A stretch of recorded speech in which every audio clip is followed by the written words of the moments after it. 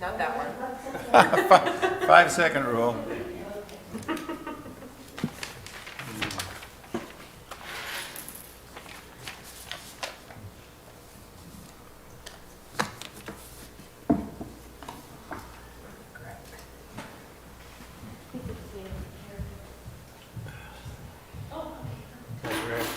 Good, good. How's Jeff? Hanging in there. Can't stay up on the desk. Yeah, that looks like a Pendleton. It's actually polo shirt, Oh. Is it Lowell? 100%. Yeah, yeah. And unfortunately, I tried to wash. Washing a Pendleton? Is that what it is? It's a polo. Oh. Yeah. I've got some, but I'll All never right. realize it's dirty and messy. I don't. You guys ready? Too nice to wear. All right. All right. Get out of here. All right, let's call to order City of Coos Bay Planning Commission meeting, Tuesday, December 14th, 2021. Can I do roll call for attendance? Commissioner Terry. Here? Commissioner Marino. Here. Commissioner Byrd. Chairman Aguirre. Here. Commissioner Davis. Here. Commissioner Stevens. Commissioner Miller. Here. All right. We have a couple items on our agenda. First one being the CBMC amendments to the 17.240 Waterfront Heritage, Hollering Place, Urban Public, and Medical Park. Carolyn, will you be doing the Yes, I staff will. report? I will. This will be fairly short. You may recall that a while back, the commission looked at some changes to our marijuana regulations, and they were specific to the commercial district and the mixed-use district. And there was some removal of language, and ultimately that was adopted by council. The council, when they did that, requested that staff go back and identify in our code other commercial type areas that either didn't reference marijuana uses at all, or that were vague or kind of squishy. And they wanted those uses prohibited in these areas, which by law they can do. So the council will be considering these amendments on January 4th, and they're asking that the Planning Commission provide a recommendation. Right now, marijuana retail sales are permitted in the commercial, the mixed use, and the commercial industrial districts. Processing and indoor grows are permitted in the industrial district as well. But because the code's silent on these other districts, the council is asking that you provide some feedback. So all that being said, inside of your staff report, there was a map identifying where these districts are located. I didn't create a PowerPoint for this. If you need to see it, I have 2 copies of the map, if there's anybody that would like to see it. Do you need a copy? Oh, just pass it. Sure, I have 2 here, and I know where they are, so more than one person needs it, we're good. It's in your packet. Oh, okay, thanks. And unfortunately, I didn't print out the code amendments themselves, which I should have, but very simply, the code amendments are that you have in your packet simply identify the current language, and then it shows how how marijuana retail and where processing and sales would be prohibited in the 4 districts that we referenced. Perfect, thank you. Are we welcoming public comment on this, or just, Yes. okay, is there any public comment? No? I see none. How about discussion amongst planning commissioners?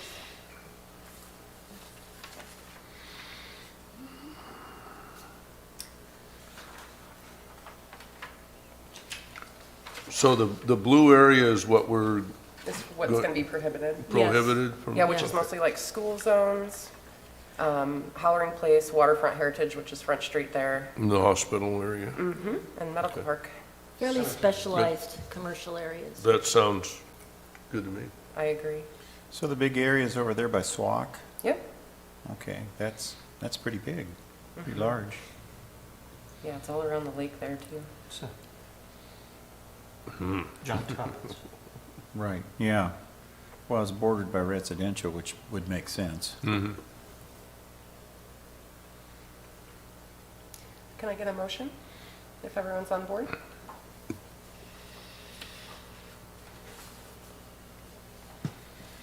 I'll move to approve the CBMC amendment to 17.240 Waterfront Heritage, 17.250 Hollering Place, 17.255 Urban Public, and 17.260 Medical Park.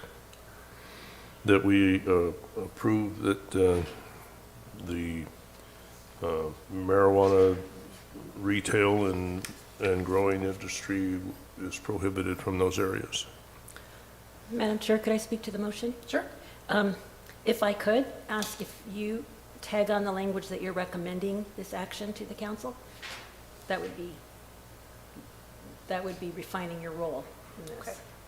Okay, well, just that we agree that, Okay, that the recommendation is what we would like them to continue with or to Okay. do. that works. Thank you. Okay. Second motion. Okay, all in favor? Oh, roll call, sorry. Commissioner Terry? Aye. Commissioner Marno? Aye. Commissioner Byrd? Commissioner Aguirre? Aye. Commissioner Davis? Aye. Commissioner Stevens? Commissioner Miller? Aye. Motion passes. All right, the second item on our agenda is the potential amendment to the Coos Bay Municipal Code, Title 17 regarding vacation rentals with the addition of Section 17.370 vacation rentals. Is there a staff report? Yes, I prepared a supplemental report to this that is encompassed in the PowerPoint up there. You walked through this over 2 meetings in October, and then council provided some comments on November 23rd on this, but they want to see your discussion completed before they go back and make some decisions. You closed the public hearing on October 25th, and tonight what I'd like to walk you through is kind of where you've been and the things that you indicated that you wanted to make some decisions about to recommend to the council. Okay. And Carrie's going to run the PowerPoint for me. And when I'm finished with this, she's going to have to go back and kind of do something back there. But Okay. she'll be back. I was a little late in getting this to her.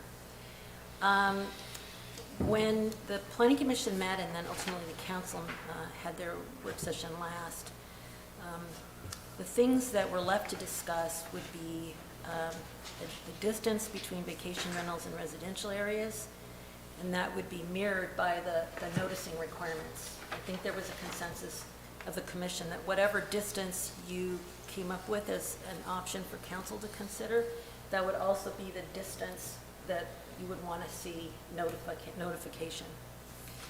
The commission also asked about parking regulations for boats and toys, things like that people like to bring on vacation. You wanted to go over the violations and some additional criteria and language. And then when we went on to the council, a couple of comments came from them. One was to consider a homestay option, either in addition to or instead of the short-term vacation rental. I think I talked early on in your discussion on this way back in October about the homestay concept of, it's a short-term rental, but you're in the home when it's happening. So that was kind of interesting that they brought that up. Do we want to talk about that a little more? So I'm hoping that tonight there will be some discussion on that. And then the other comment that came up was whether there should be some kind of signage allowance for short-term vacation rentals. And I don't remember the commission talking about this specifically, But it is something one of the counselors brought up, so if you would talk about that tonight, that would be helpful.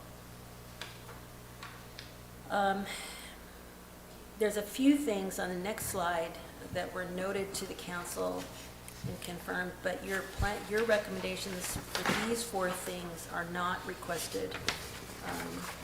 And I think they were fairly clear on that these 4 things are issues that they should be dealing with, and it's not within your purview really to advise them. 1 is the cost of application fees. 2 is the administration, permitting and inspection. 3 is the lodging tax administration, how that would be handled. And then 4 would be the identification of unpermitted vacation rentals. I'd like to start with the first thing that you was on the list on the first slide, and that was the distance between vacation rentals mirrored by noticing requirements. And as you looked at the map that you'll see on the following page, we had kind of come up with an example of what 300 foot looked like, 1,000 feet, 500 feet looked like. We also identified where the vacation rentals that we have business licenses for are found in Coos Bay right now. And we'll move to that slide next. Basically, the map shows that those distances that I just mentioned, and I think the color on that is, can you switch to that one, Carrie? I think it's the next slide. There we go. That's better. I don't have my glasses on. Maybe you guys can see it a little better. So you did look at this last time, and you indicated that you wanted to discuss this further. You had asked if 300 feet was an appropriate distance, and should there be another methodology to determine location. There's been, with these examples, you can see what 200, 300, 500 feet look like, but you definitely can talk about other options besides 300 feet. When the Planning Commission talked about this back in 2019, you came up with the 300 feet. We talked about 300 feet. When that went to the council in October of 2019, right before COVID hit, Mr. Behrens had suggested 1,000 feet be considered. It was in one of his letters. So as you can see, I mean, there's a wide range of what you consider if you want to go with the distance methodology. The color coding means distances. Yeah, the 300-foot radius is in yellow, and 500-foot is in brown. It's kind of looks Yep. more orange, and the 1,000-foot radius is in red. Now, I only use City Hall because we're sitting here in City Hall, and we clearly know where Bayshore Drive is. We know where 4th Street is. So it gives you a little sense of direction on how far away these things are. So if this was a home and you wanted to make sure there was nothing within, 500 feet of this property, you would not be able to develop a vacation rental until you got to 3rd Street. And we're right on 5th.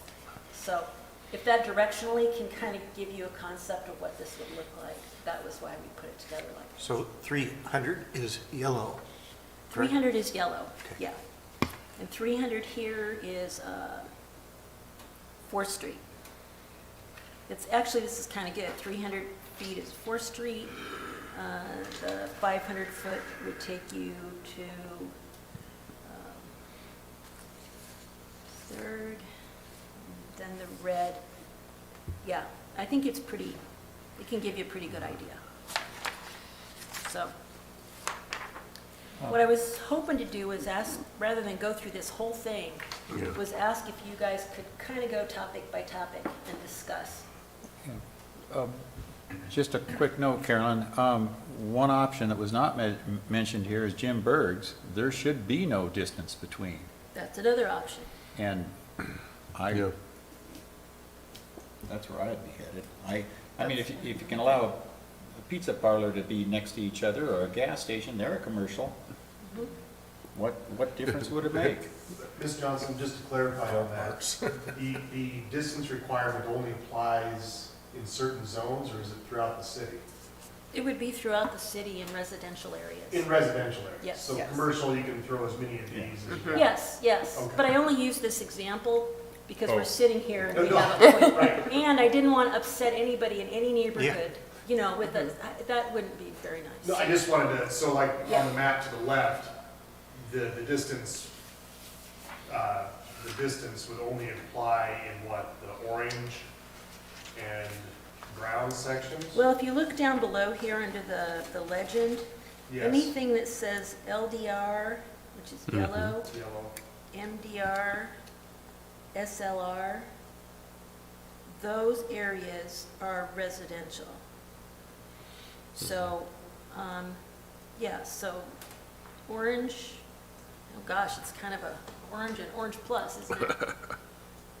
Anyway, I think we generally know where the residential areas are, but, yeah, the commercial areas this would not apply to them.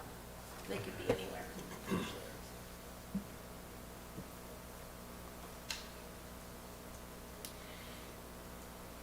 areas. I'd like to point out that this is presented like this because it appeared that the assessment in our discussion before about some other options to like cap the number or create an overlay zone, I didn't sense that those were flying on the part of the commission. If I was wrong, please bring it up and let's put it back on I its actually, options.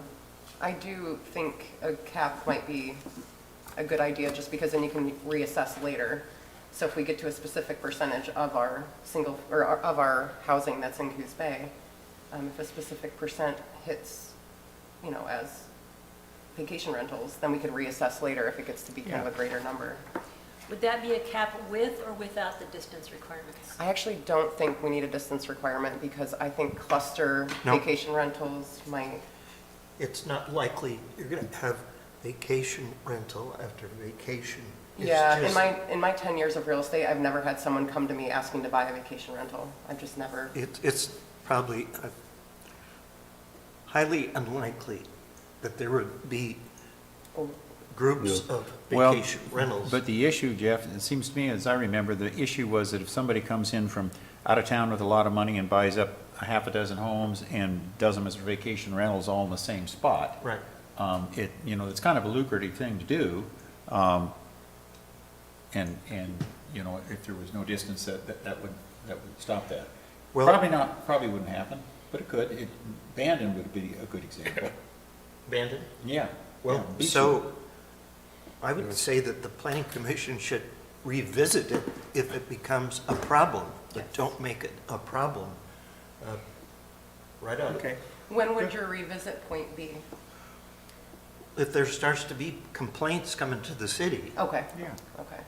Well, and it gets to a point where they say, there's issues here, we need to address them. Right, Yeah. right.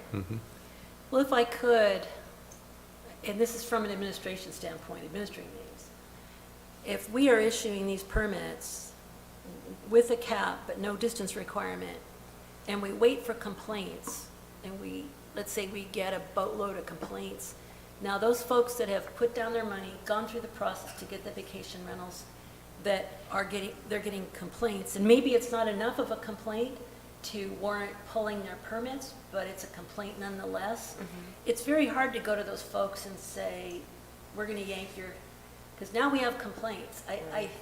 You have to be very careful. You want because- to give them a property right at that Yeah. point in time. Yeah. Taking it away would be, yeah, that would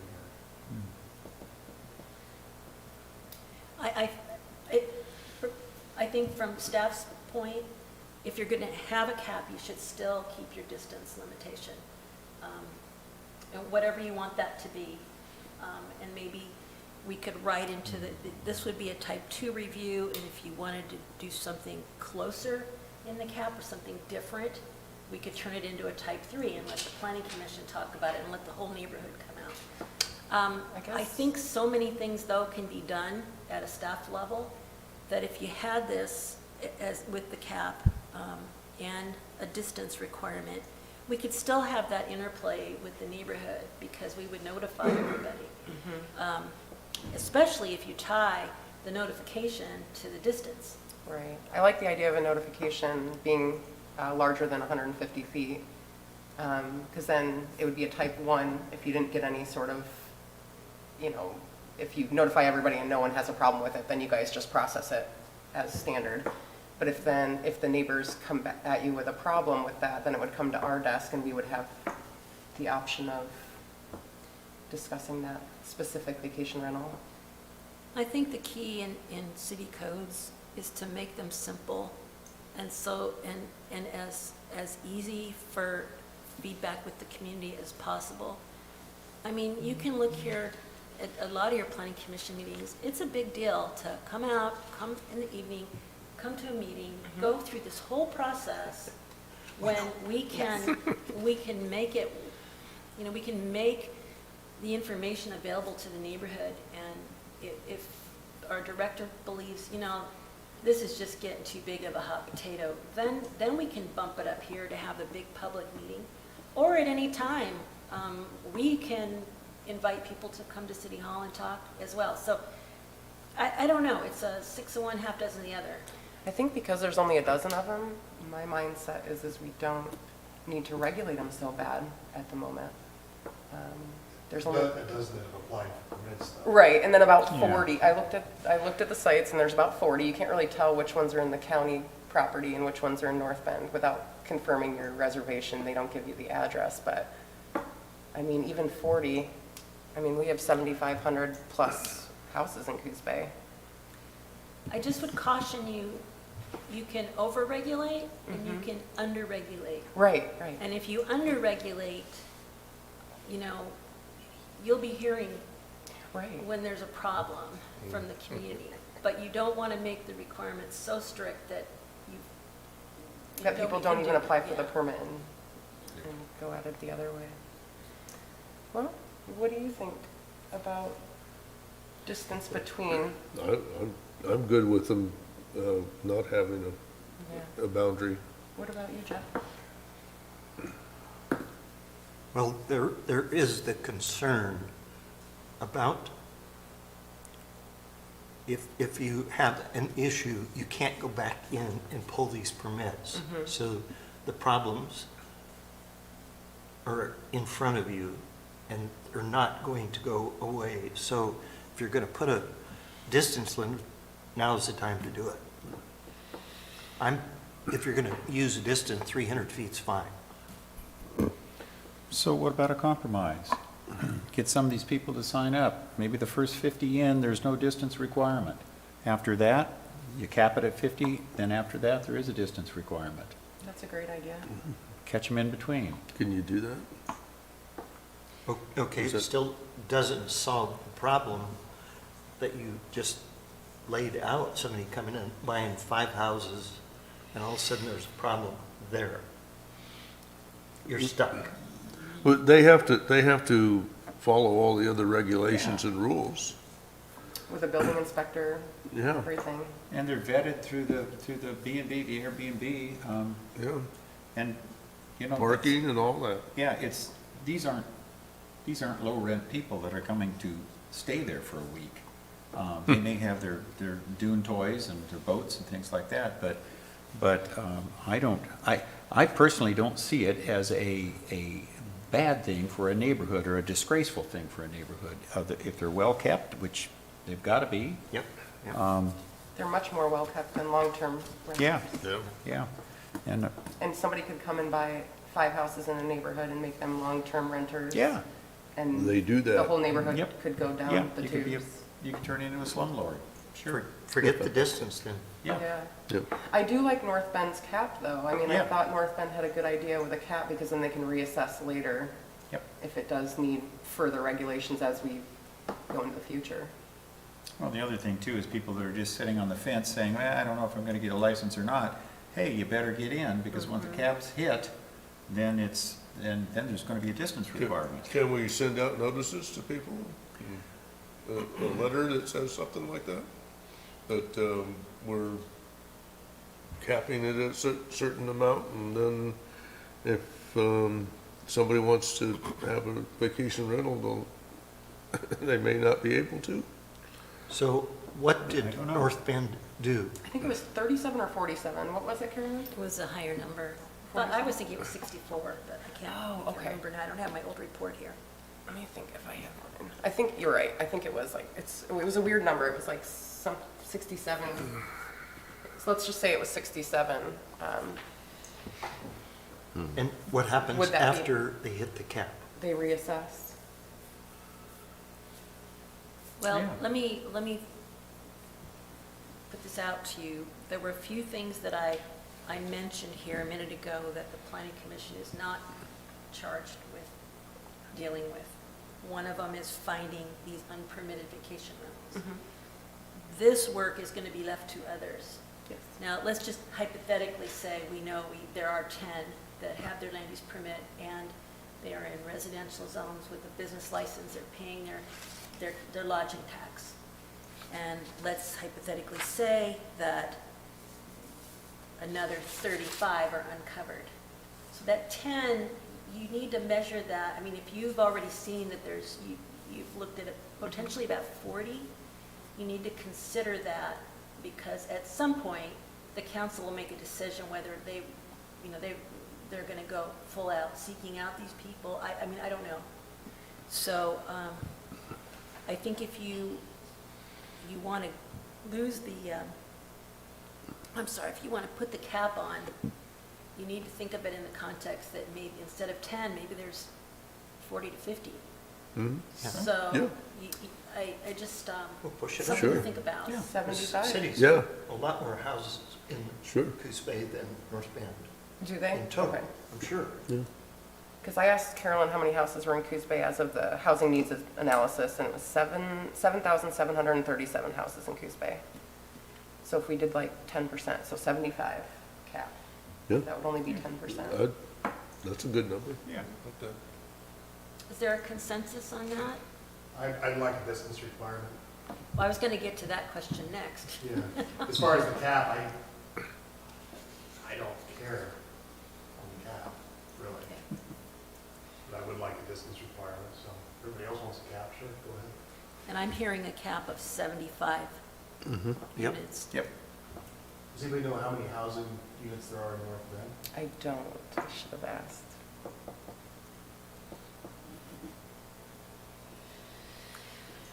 Less than that. Could we talk about, Less than that. could you talk a little more about the distance requirement? And Commissioner Terry, I'd really like to hear your thoughts about that. Yeah, well, we're only dealing with the three zones that you identified, correct? Mhm. The SLR, MDR, and LDR. Those are the only places that we're gonna have these distance requirements. You can throw as many of these things together in the mixed use, the commercial, I'm assuming not the medical areas, and Right. I mean, that's, we could live there, anyway. And, I mean, in the residential areas, they're residential, they're not business areas. And I've witnessed people that have bought apartment buildings in residential areas that want to convert them all into short-term rentals. And I just don't think it needs to be there. If it was in a mixed-use area, like the one that you talked about on, whenever we were here last, it's on Elrod there, Mhm. that's one thing. But again, if you're on, where was it, South Fifth Street, between Ingersoll and Hall, I don't think there needs to be 8 short-term rentals in an apartment building there, in an area like that. And that's my own personal thought. Don't apartment buildings have to be in the commercial area? No. No? You can have apartment buildings in medium-density residential areas. Well, Okay. the apartments can be in the single-family zone that were there prior to zoning. Oh, okay. But for the most part, we're not talking about apartment buildings, we're talking about single houses that are Yeah. becoming short-term But that rentals. could lead to, without the distance requirement, the developer could do that to that apartment building that I'm talking about. So what if he is the first one in and he got in and he got his apartment? I mean, No, I mean, it's always been an apartment. I think he's written it as an apartment now because of the moratorium that occurred. Fixed it up, looks nice, great. Is it Heritage Apartments? Yes. Yeah. So that was always a vacation rental. No, it wasn't. When Barb Gimlin owned it? I don't know the one before that. Oh, okay. When I was a kid growing up, about 5 houses down, Oh, okay, it was an apartment building. okay. I would encourage you to really think about the distance again, and if you want to come back to it, but I think it's a valuable tool to have, and again, we need to think about, we don't know where some of those units are. They may already be clustered and congregated together. I mean, it's just, I don't know, so. So I think if we a make distance is important. if we do a distance thing, then, and we discover a year from now that there was already a cluster of those that are not registered, does that go away? You can revisit this or- at any time at the council's direction, yes. And they're the ones that will be getting the complaints. Good. And that's your role, when they decide there's a code amendment that should be considered, that's your role to respond to that rather than initiate it. But you could certainly recommend to them that in a year, you recommend they have you look at this again. I mean, then, you know, or pick a time. Mhm. Mhm. The 300 and 500 feet, as I look through codes throughout, really, eastern seaboard here is not uncommon. It's not uncommon, but you can pick any distance you like. It's easier to go backwards than forward. But if you pick 300 now and then decided to reduce it, that'd be a heck of a lot easier than not having it, than trying to institute it. And remember that whatever is authorized now, if something comes in at that point in that area, you know, and then you come up with a different distance a year from now, those folks are grandfathered. So Yeah, yeah. it's kind of important, you know, what you think is really going to be effective Mhm. now, Mhm. to avoid concerns of the neighborhoods. Do you want to come back to this after we get through the other stuff, or would you like to talk about it some more? Let's decide. Yeah, yeah. I think let's- we beat the horse then. I'm Yeah. not trying to pressure you, so. So if you've got somebody that's already has a vacation rental and it's not registered with the city, and you put this distance thing in, then you've got to go tell them, no, you can no longer do this? Well, you know, that's something the council's going to have to talk about, especially if that home has been paying bed tax all this time. Yeah, So, but that's not, I know. don't concern yourself, let them. I know. That, just Yeah, grandfather that particular issue at that time, just grandfather it. well, that's going to be a council thing. Yeah. They're not Okay. seeking your advisement on that, at this point, anyway. Okay. Um, So, 300.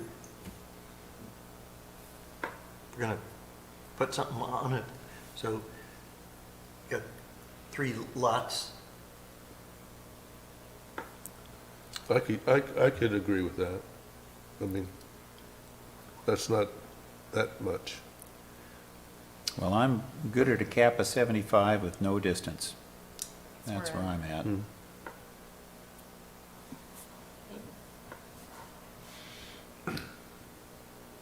Waiting on 2 more of you. I'd like to see the 300. I don't care about the cap. Okay, Amy? I'm good with no distance and 75 cap. All right. Well, the consensus appears to be 300 feet, and the consensus appears to be a cap of 75 good. units. And I'd like to get some clarity on that. 75 units in residential areas. Correct. Is that, okay? Yes. Yes. Yeah, because this, again, the distance or the cap don't apply, they would only apply an LDR, MDR, and SLR. Correct. Yes, Okay, yeah, yes. we can stack them up as far as they go in the commercial zone. Yes. Yes.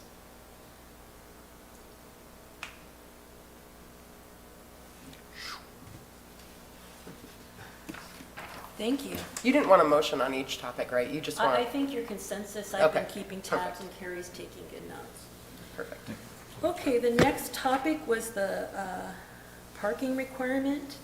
You wanted to talk more about the requirement that was drafted is there on this next page in italics, and the underlined words were added at one of your last meetings to have a diagram posted. And you wanted more information on how to regulate recreational vehicles. And so, if we could go to the next slide, Carrie. I looked at a few different communities, kind of the smattering of the West Coast, well, one East Coast. In Calaveras County, this is a big fishing area. It's a big deal in Calaveras County. And their requirement includes a site plan with a maximum number of vehicles, watercraft vessels, and overnight occupants. And you have to have sufficient information to demonstrate how the vehicles and watercraft vessels would be accommodated on the site. And by vehicles, they mean, RVs and stuff. The next was from Yachats. What was the first one? The first one was from Calaveras County in California. Okay, yeah, I was gonna say, it's not Oregon. No. The next one is from Yachats, up the road from us. And it did indicate that RVs, campers, tents, and similar structures are allowed on vacation rental properties. Which is a little surprising. Yachats is a pretty little town. Yeah. But that's what their regs are. And then I looked at Monroe County, Florida, and I think theirs was tighter. Vehicles, watercraft, and trailers are not permitted on streets or in yards. All must be parked or stored off-street in parking spaces specifically designated and approved in the land use permit. So if the city went with this type of model, when somebody came in with their application for their land use permit, they'd have to identify a parking diagram, not only for, the cars that are gonna come, but also for watercraft, trailers, all of that. If I could offer an observation, you don't have a lot of large lots in Coos Bay. And when just observing long-term residents that have boats and trailers and what are those things? Toy haulers parked in their yards, and So, but that's totally, that's just an observation, kind of from a livability standpoint and how you want to represent the community. And maybe it doesn't bother folks, clearly it doesn't, because people do it all the time. But if that's something you want to be a little tighter on with regulations for your vacation renters, this is the time to take that and put it into your requirements. You could prohibit them, or you could say if you're going to have them, you can have them, or you could say if you're going to have them, you have to have them on Parked in site your posted somewhere. parking place. So you have some options.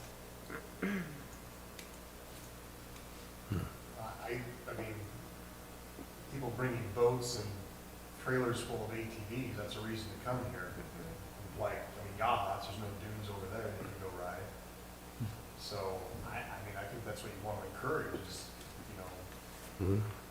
I don't see how you restrict it either. How would you know who's parking on the street? With a trailer. I do think a parking diagram might suffice for that. If we made sure they had a parking diagram on site and maybe even a parking diagram included in their advertisement so that people before they book understand the parking limitations of the area. We will not be monitoring how they advertise. We can't require them to put something in their advertisement, not even a noise ordinance. Well, you can require them to do it, but there's the follow-through on our part. Well, we just don't have the staff that we could Right, right. Yeah, so the noise ordinance is more of a reactive thing. Hey, this is a city law, you can't make noise. But parking your car and if I you think that- advertise it, I mean, it's just not, from an administration standpoint, for us, it's not. Right. I It's just not thought, listening to functional. public comment, the two main concerns were noise and parking. Mhm. So if we could. Well, I think a lot of it, though, would just be common sense. People come and they have their toy hauler. I mean, you know, they're just opening 400 new sites out there in the dunes. There's plenty of places for those people to go if you've got a big toy hauler. And the other thing about it is that there's a lot of expense in that. You're not going to put it out someplace where it can get vandalized or broke into. You want to be with it. So I don't know. I think that all is in the advertising. This is not conducive to a toy hauler. Or if you've got your boat, no, you better go to Charleston and find a place down there to stay. Is that something staff could recommend when they come in for a permit application?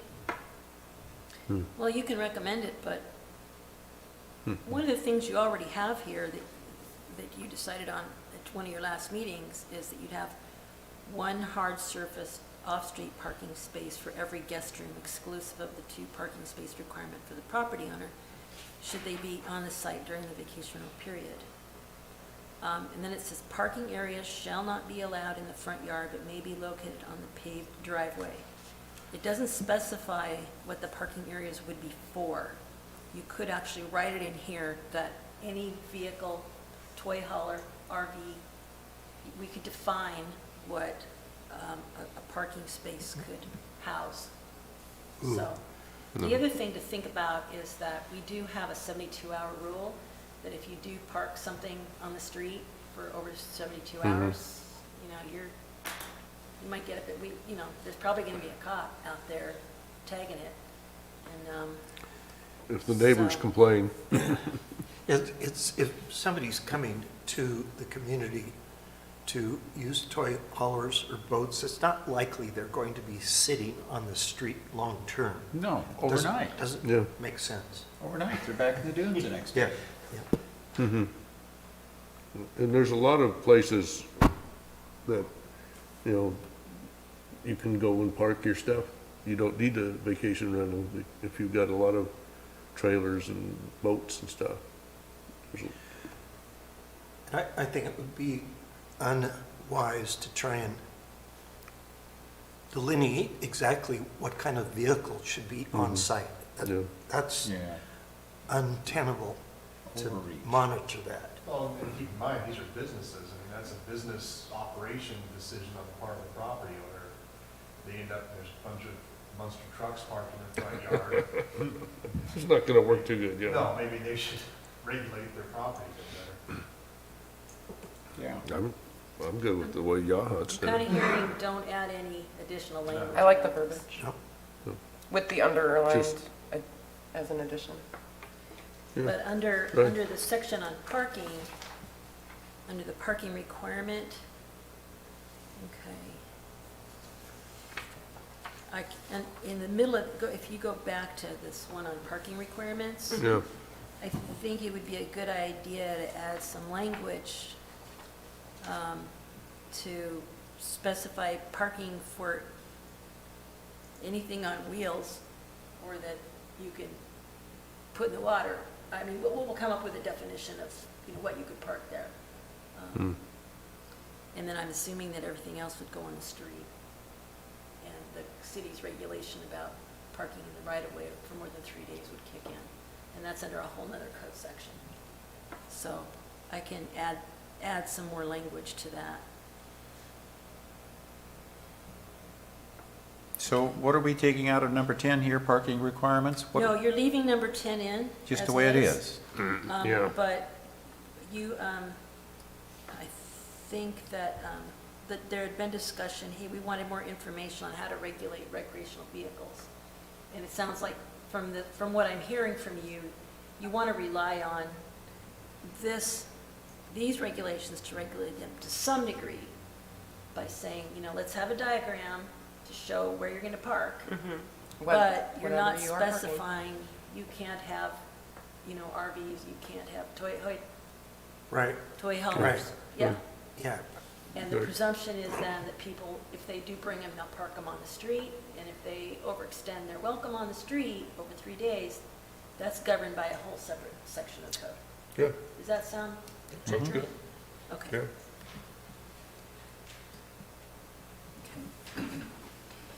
Yeah. This next piece was about violations, adding some language to the violation section. And currently in the draft regs, it just talks about, you know, the potential revocation of a type 2 permit if you violate the requirements of this new section. And you wanted to talk more about what happens if the vacation rental activity ceases for a period greater than a year or fails to be rented less than 10 nights in a calendar year. And that would be determined by our transit lodging receipts. The land use permit, subject to section blah, blah, blah, will be considered null and void and will be revoked. Now, I think that the discussion you had at your last meeting was, well, why would we care? Well, if you decide you want a cap and somebody, you know, just kind of abandons their vacation rental opportunity, and that's bringing in a revenue source to the city, a bed tax, I think you want to get them off the roll so somebody else could take their spot. So I don't know, you might want to give that some thought. But I think a discussion on this is a good idea. You did say you wanted to talk about this at your last meeting. Any thoughts on that, guys? I agree with Ms. Johnson. I mean, we're going to cap these and put limits on them, and somebody's not using it. What's the point of them keeping the ability to do it? Somebody else try it. Is the 10 nights, is that kind of a standard that is used? Yeah, I saw that in a number of places. 10 nights in a calendar year, it's not very many nights. No, it's not. It's- Um, Even 365. Yeah, I mean, that's a very low bar. Mhm. You know, you might want something different than that. I mean, and it's kind of like, And staff if you're has going to to, be a vacation rental, be a vacation rental. right, Uh, and staff's gonna be policing that? I'm sorry, what? Staff would be policing that? Staff The would be? finance department would be Finance department. policing it with the transient. They get their, that tax, Jim, is that quarterly that they get that tax? I think it's monthly. Monthly, yeah, so it would be on them to keep an eye on that, and then they would notify us if, you know, they weren't seeing any activity. But we're gonna have to internally create a whole process between our departments on how this is gonna work, but, yeah, that's how I would anticipate. Jim, does that sound like maybe the flow? Yes. Yeah. So if you revoke somebody's permit and then they wanted to re-up it in a year and somebody moved 300 foot, within 300 foot of that, what happens then? They're in trouble. They gotta do a long. Well, they have to start the process over. They'll have to start the process over again. This land use permit, you know, will have to be written in a way that if your permit is abandoned because you've not operated for, you know, 10 nights, or whatever you pick, then it's abandoned. It's null and void, which means you have to start over. And that's spelled out at the beginning? And you lose Yeah, any, you have to get a land use permit, reactivate a business license, re-sign up for your taxes. Okay. But I mean, that's, But this verbiage would be presented at the beginning of their permit process, yes. so it that would they're be- very aware that if yeah. they don't operate, okay, Yeah. Okay. then I'm okay with it. I'm okay with that. Yeah, that's good.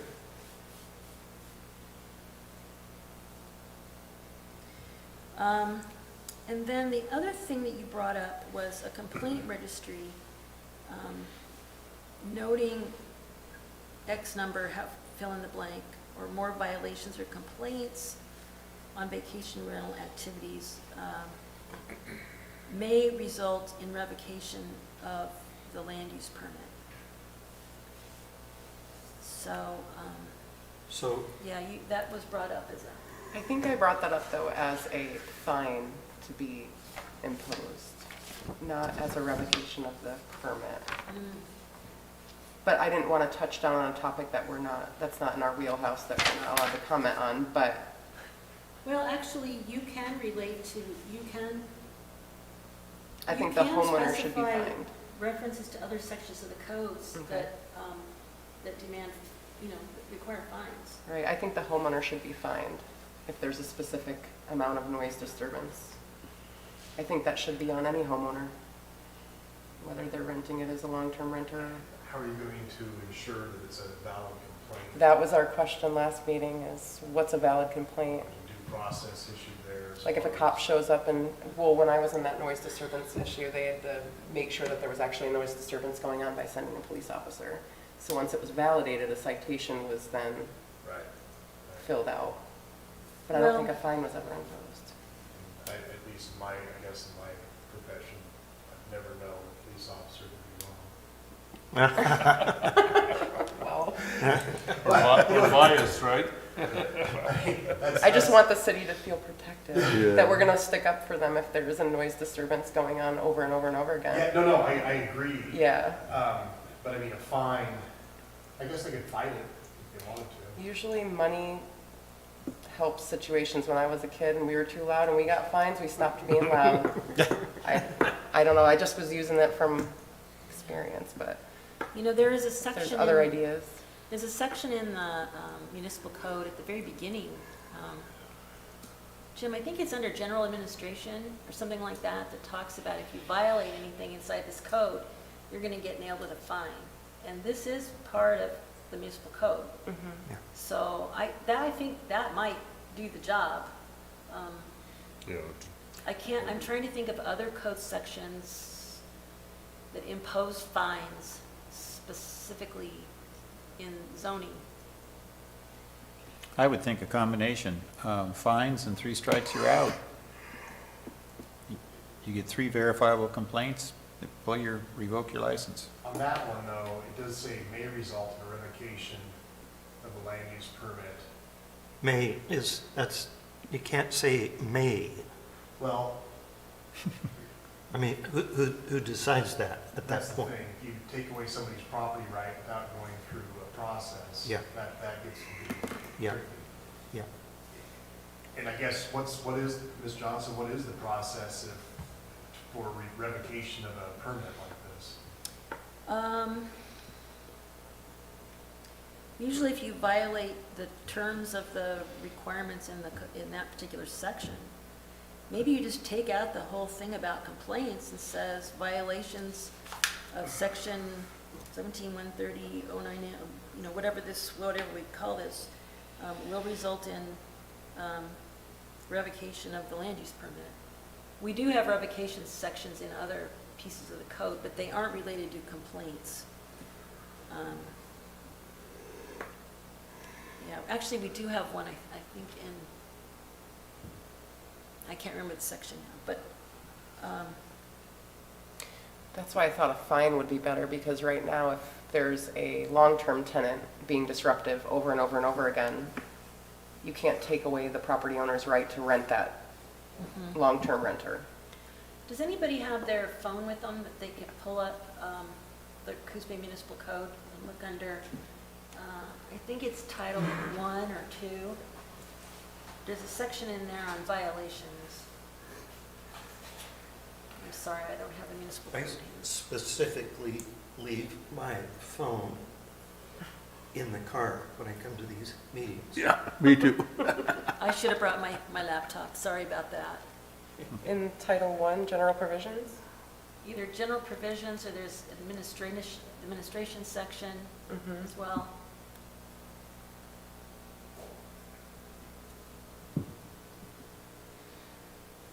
Well, it looks like Carrie's going to look it up for us. General penalty? Yeah, that might be it. Glasses. Whenever a city ordinance I think prohibits. she can put it up in the Okay. search under violations, and then it would be in one of the early chapters.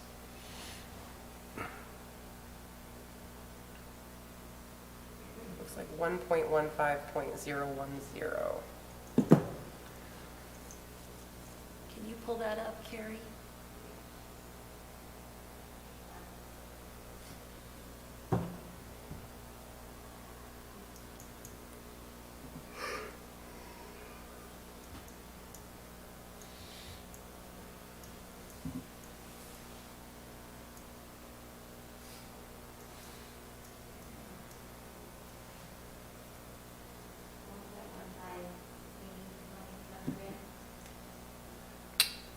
1.15.010, general penalty.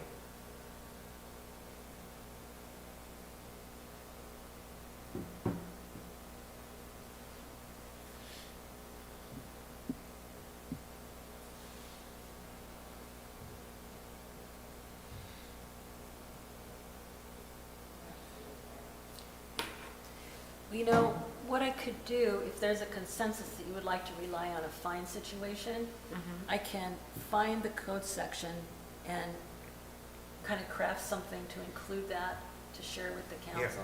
Okay. Yeah, Yes. Would that work? Sure. That works. Okay.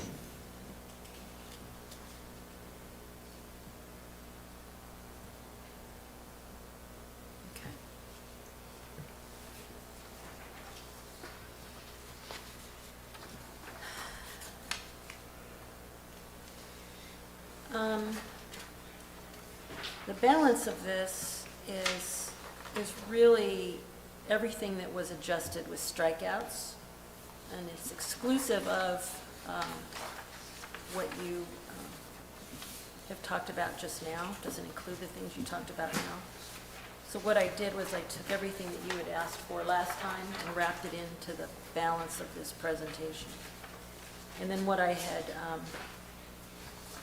included at the end that has all this stuff in bold This is just, is stuff that you just talked about and came to some consensus on. So the purpose and intent, who decides if the vacation rental conforms? The staff does, Staff does. and we look at the criteria to make sure it does conform, yeah. Okay.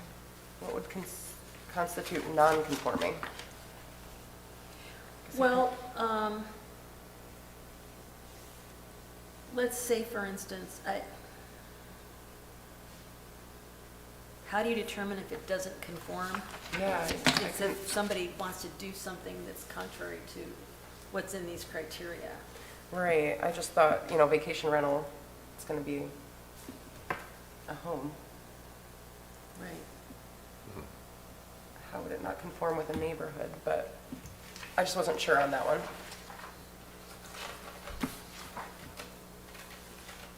It says compatible with the existing character of the area in which they are located and does not create an adverse impact on adjacent properties. And that's the intention of all these requirements. Yes. Is to avoid impacting other, the neighborhood.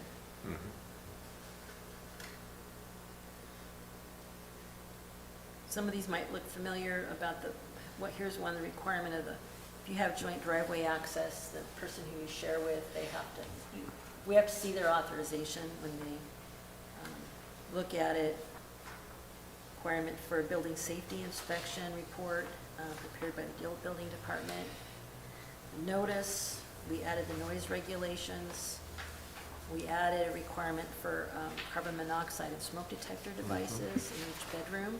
Address numbers was something you also went through. One thing, as you get towards the back of this, and the council talked about this a little bit, I'd like to get into those two issues that the council brought up. One of the things that you had come up with, or had included here, was on-site advertising of vacation rental is prohibited. And that was in the original regulations that you looked at, the drafts that you looked at in 2019. And we had a counselor ask, what if you just had a very small, tasteful sign, on the building itself? And they kind of wanted your feedback on that, rather than an outright prohibition.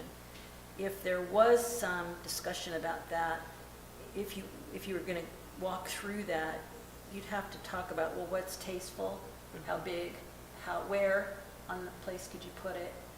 So I guess I'm putting that forth for you to think about, because they asked if you would give that some thought.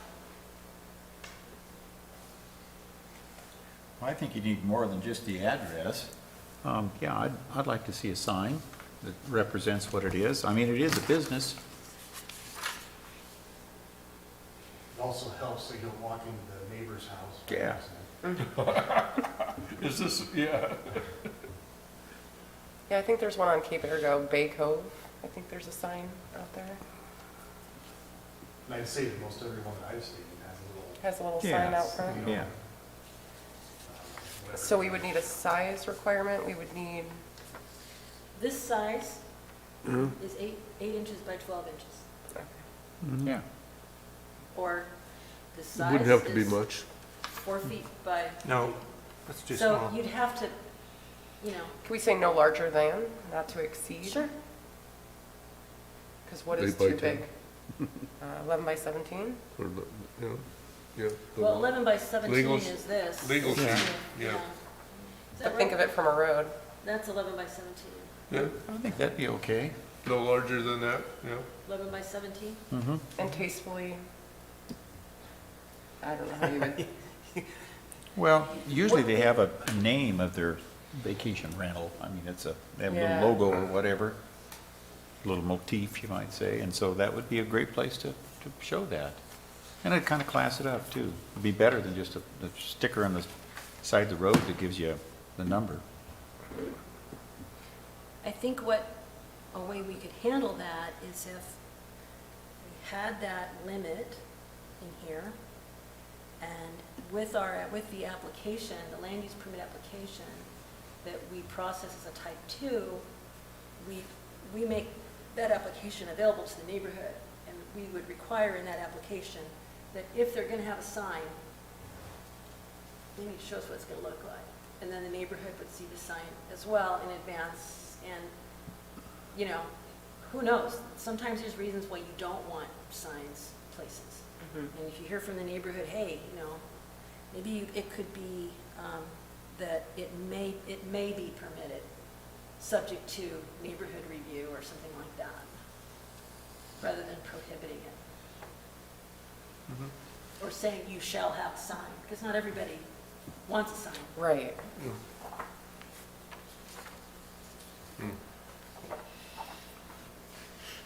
Where's that one? Here it is.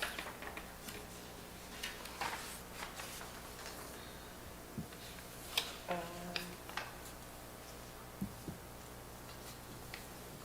So you're saying require it at the initial permit process so that it's included in the packet sent out to notify? Yes.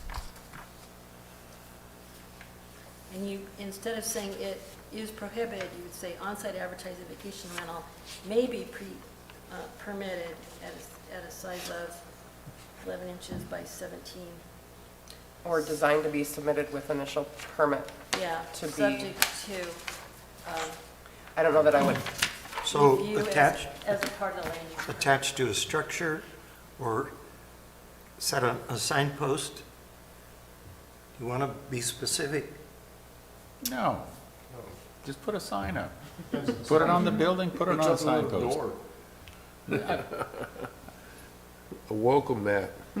Yeah, I mean, you got to give them a little license here to make it unique, I would think. Yeah. I'm more concerned about number 8 here. Health, safety, Title IX, peace, morals, and welfare. How do you describe somebody's morals? How are you not going to rent to them if you don't like their morals? Can we step back to number 7 for a minute?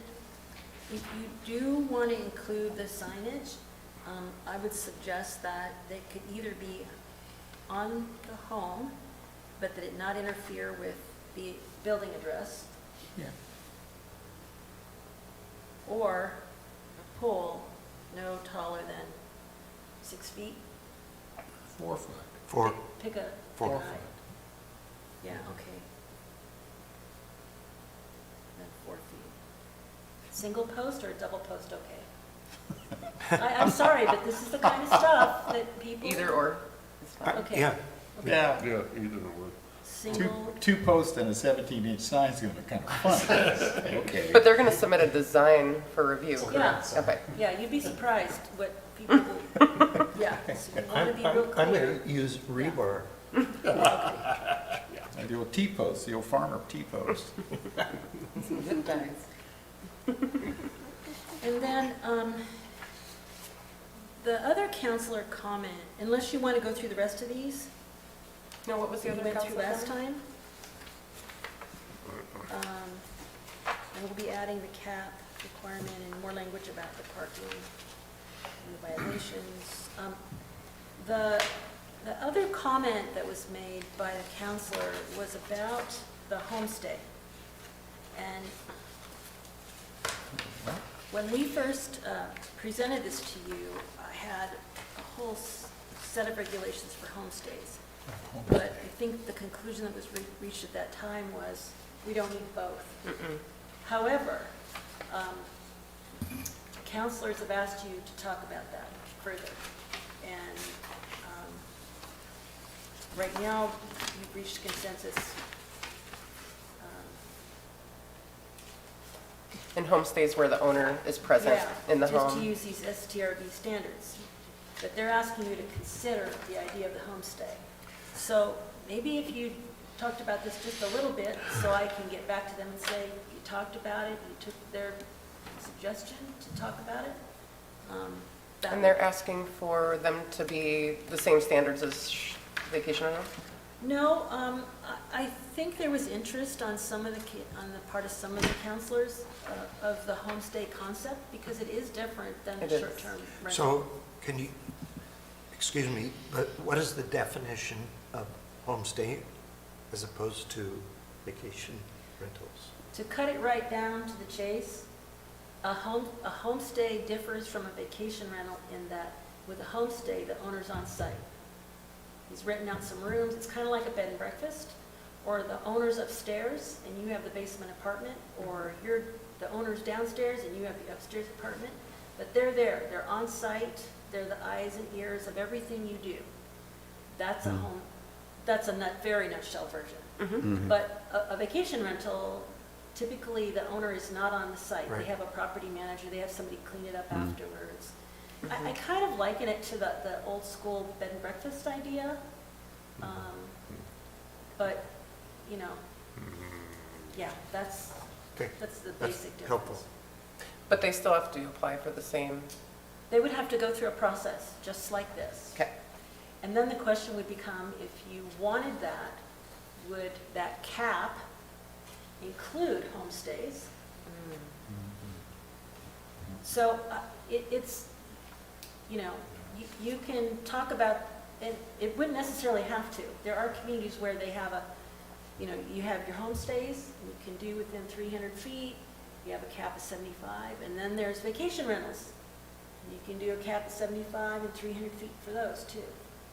And the 300 feet doesn't matter. So let's say you have a vacation rental, and, you know, that is 300 feet from another vacation rental, but maybe between those two, there's a homestay. But there can't be another homestay for another 300 feet. And so you kind of mix it up. And in some ways, it's kind of good, because you've got Yeah. somebody that's not only watching their own place, but they're aware down the street, there's two, you know. So it's something to think about.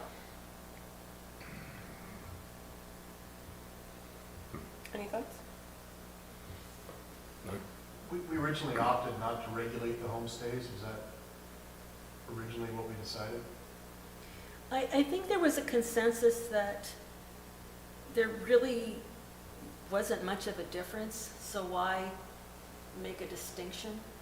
But clearly, the distinction has been talked about, and clearly, one of the counselors would like you to talk about a potential distinction. Not to make a decision, but just to talk it through one more time before you reach a final recommendation. And I guess a lot of the problems that you would, you know, anticipate with a short-term rental would be harder, well, assumedly harder to present with a homestay, only because the owner's there. Maybe that doesn't mean the owner couldn't be just as bad as the people staying with. Part of the problem. Exactly. You'd stay in my home for some meth or something. But I guess how do you regulate the homestay people You would do it the same way. with the They'd transient have to get a tax and- business license, they'd have to register for lodging tax, Okay. and a land use permit. Is that the way we do it now? That's the way we would do it, yeah. Okay. So let's just replicate the same rule. The 300 feet Yeah. and 75 cap. Same for everybody, yeah. Well, the way you could do this, I mean, you could create a whole new set of rules for them, but honestly, I think you've come up with something that could potentially work for both. And it would be a matter of not only calling these vacation rentals, but homestays as well. So this would apply to both. As you might note, especially under the parking section, it said you have to have parking in addition to what the owner would be using. Yeah. So, I think, we could go back through it and tweak it to offer, that same kind of language for other things, but I think that's the main piece, is the parking. I'm really seeing apples and oranges here. The vacation rental, somebody comes to town, they're gonna be here for vacation, they're bring their sandbugs and all that stuff. The homestay's more likely gonna be somebody, a doctor or a nurse that's gonna be here for 3 days or 5 days, or somebody that just wants to stay in a room. We're talking about a room, not a whole house. I don't know that the same rules apply. Well, I think, I mean, if the city can collect a lodging tax from that person. It's okay. I mean, I can understand that. That's more people, more services, and that's what the lodging tax is for. If you stay 30 days or more, then now you're not subject to that lodging tax. So, I don't know, a lot of the comments from the public were, I get it. Yeah, it just seems like a vacation rental is a big deal. A homestay is a much smaller deal, at least in my mind. And maybe the same rules would apply, but it seems an overreach for homestay for somebody who's just going to rent out their basement or their attic for somebody that's going to be there for a short time. While they're living there. Yeah, well, and that's the other thing, there's somebody there on site all the time, so you can't get too wild. I understand the lodging tax reasoning. Yeah, though. that's good. Nothing wrong with that. Yeah. What do you think? Was there a consensus one way or the other? Yeah. Are there any licensed homestays in our area? Not that I'm aware of. Okay. Then might as well just throw them all together. Okay. So, And we would create a definition then of homestay that was reflective of the kind of the industry standard. Right, and 30 days or less. Yes. Yes. And it would specify that the owner would be living, owner, yeah. So Okay. if you want to move off of this tonight and create a recommendation to the council and give us direction to craft something for them, we can do that related to homestay, or you can continue this and then we can come back to you with more information on homestays. It's up to you.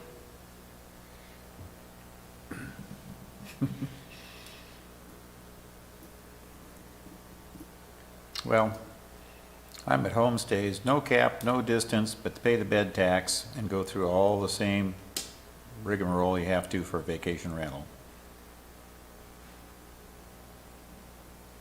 How do the rest of the commissioners feel about that? And you said no distance, no cap. No cap, no distance. I agree. okay, Yeah, I'd agree with that. yeah. Lacey, who can That say makes it the easy, policy? that makes, and it has to be less than 30 days at a time, yeah, okay. But it would still require the But if they're gonna be renting a room for multiple months or something, then it's a different, it's no longer a situation. homestay. Yeah. yeah. Now, I will point out that if there is no distance requirement, this would be a type 2 review with a 150-foot distance requirement. The rest of these, which would be vacation rental, would be a type 2 with the 300-foot requirement for notification. Should we just match They the don't, 300? no, they don't need to. Okay. We don't need Yeah, to. no, not for notification. I think 150, that's fine. Yeah. Yeah. I like that. And I would not require a sign for homestay. So no signs for homestead. If you No, want to sign that, It's a lot more personal. No. It's more personal than a Yeah. Okay. vacation rental. And we're not requiring signs for Airbnb. No. It's just an option, right? Yeah, Yeah, okay. Yeah. Just making sure.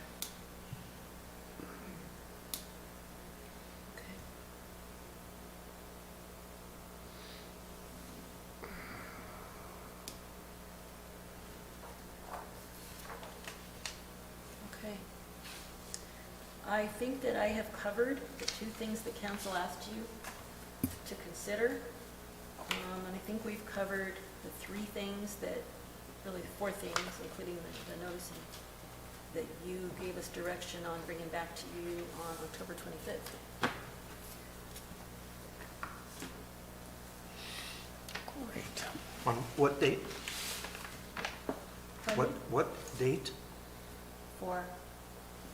On October 25th, you had asked us Oh, to okay. come back Okay, to okay. talk about these three or four. Past things. tense. Yes. I thought we were talking about a date in the future. Well, I'm going to talk about that under my administrator's report for your future meeting, which I'm really anxious to tell you about. So, Oops. The only question I had on this last item is, I wrote down that there were multiple inspections required by building officials. Is it just one inspection, or are there multiples? I'm going to have to go through that with our building official. Oh, I think initially, I want to talk to her about it okay, because because, I think one inspection is appropriate, but I don't know about multiple inspections, I guess, unless there's, It Yeah, would depend I on whether really they wanna found a lot rely of on her. problems or not. okay, her expertise on that. There's some things that are really pertinent for the planner to go out and look at. okay. I don't want to ask her to go out and say, oh, well, is this suitable for this reason or that reason?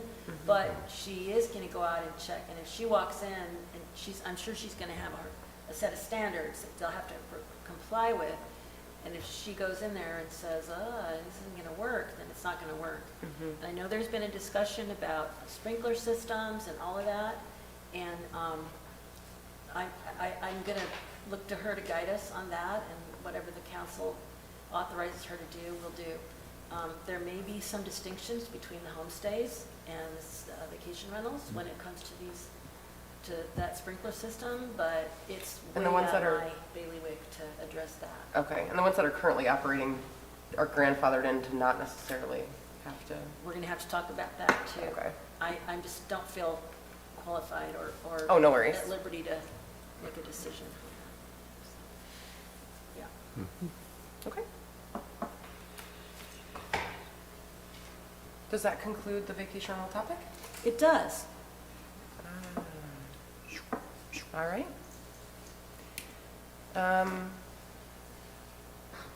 Commissioner comments, I guess, is the next. Well, it says here, public comments, and usually that's up to the front. Do we need public comments? I don't think so. For No? items not on the agenda. I think he wants to comment. Oh, for items not on the agenda. Okay, Oh. public comment on items not on the agenda? Yeah, I think if someone took the time to come, I think we'll listen to what he has to say. Yeah, he's been, Jim Barron's, Fulton Street. Thank you. We're going to be talking about this some more as it moves forward, and I'm glad to see some of the perspective here to get kind of a feel. If this comes back to you again, please keep in mind that where I live and on the top of Telegraph and on East Side, on the top of those ridges, will be 300 feet, and they will fill up. And they aren't going to be the existing houses. They're gonna be big ones. And they'll be 5, 8 bedrooms, serious houses. All right, because of the views.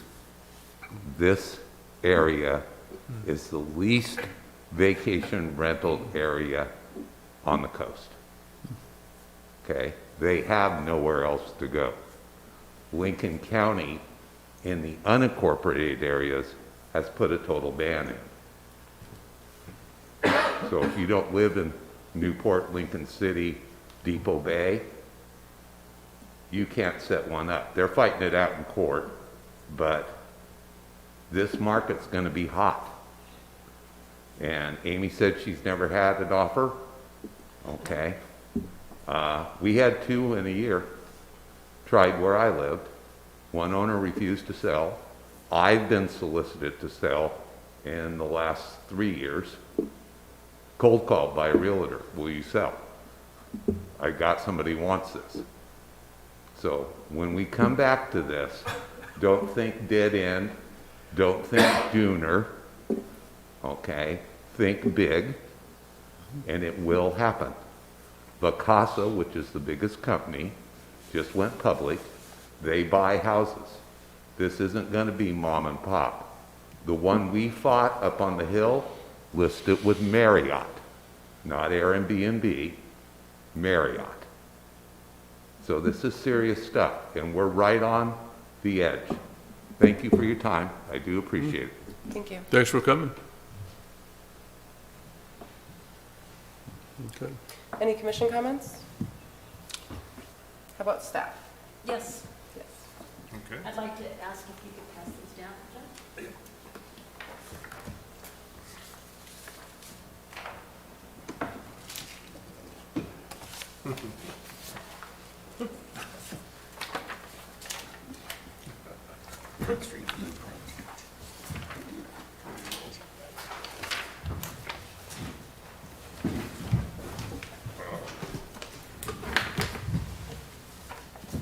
Jim, would you like this one?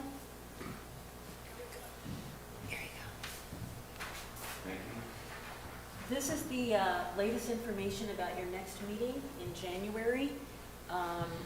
You're going to have another presentation on the Front Street Blueprint. This is moving along. You've already talked about transportation options, and this is kind of an announcement of your next meeting. We're very excited about this. We found out today that we had about 149 responses to the survey that was on the city website. There's been a website built for this entire project that you can get to from the city website, and very excited to get that many comments. I don't know that we'd have gotten that many in an open house, given, you know, No. we just would not have. So the results of that survey we can make available, and folks were really responsive. It was advertised in the Friday newsletter a number of times. So Jim Henke will be back to talk about this further. This is ultimately going to go to the council with the advisory committee joining them in, I think, June. Yeah, to wrap it up. In addition to this, one of the things that's really good to do when you have a vision project like this is to kick it off with a capital project. Once your vision has been wrapped up in a nice book, you don't want to put it on a shelf. And underway at this time is the design of the Front Street parking lot down on Front Street, and it's kind of catty corner from the museum. Additionally, there is a project that will go underway. We're going to try to time it, and it would be sidewalks along all of the side streets and also along Front Street in front of the parking lot. We have secured the windmill that's located where the old nursery used to be, and that is going to be in the parking lot as well as a piece of public art. One of the things that we'll be looking at as a part of the rest of the review is the location of streetlights. I think we made a pretty solid assumption that the streetlight standard, the old school streetlight standard, should really follow through. And then the city has a bench standard. There'll be a decision made on where to place those benches. So it's really beginning to come together.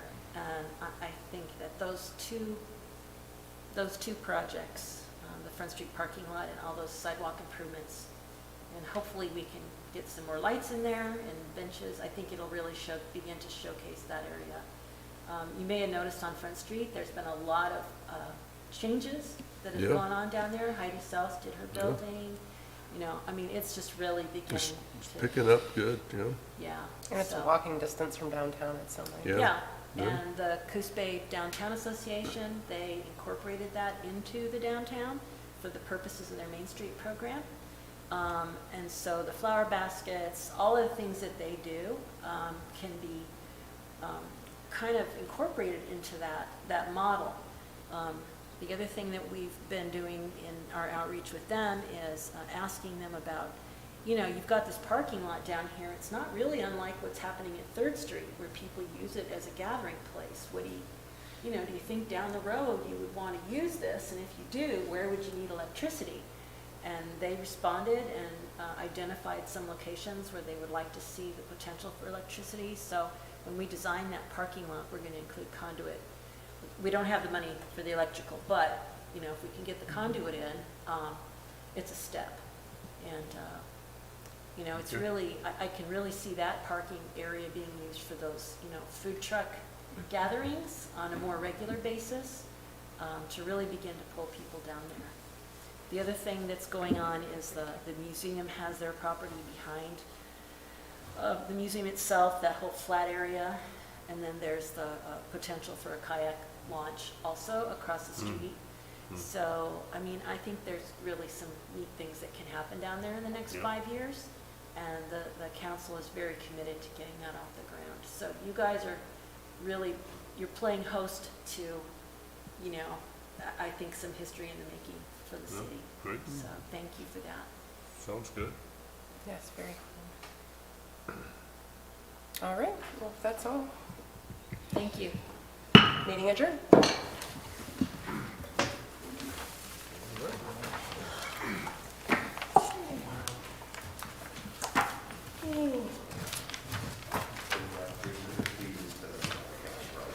Yes, on the vacation rentals.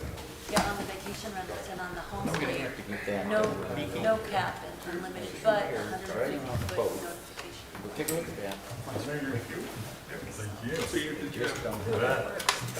It really reminds me of the bed and breakfast.